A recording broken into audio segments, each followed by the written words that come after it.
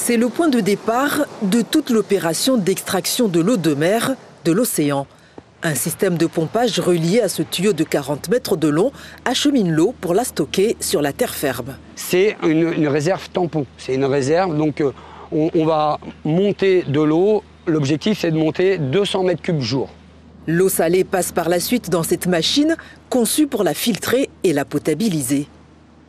Donc vous avez un système de pré-filtre que vous voyez ici. Et ensuite, l'eau va passer dans ces membranes. Donc ici, vous avez 12 membranes. Pour que l'eau traverse cette membrane, il va falloir l'envoyer sous pression. Cette pression, elle est exercée par ces deux compresseurs que vous voyez ici, à côté des pré-filtres.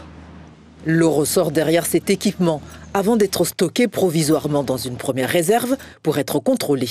On vérifie une dernière fois la qualité de l'eau avant de la mélanger avec le reste du stock.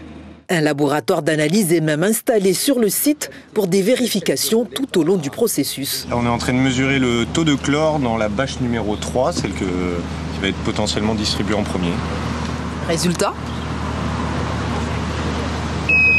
0,61.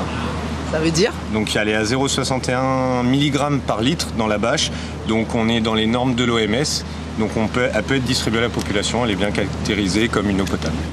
Même si l'eau produite dans cette unité est potable, elle est considérée impropre à la consommation lorsqu'elle est transportée.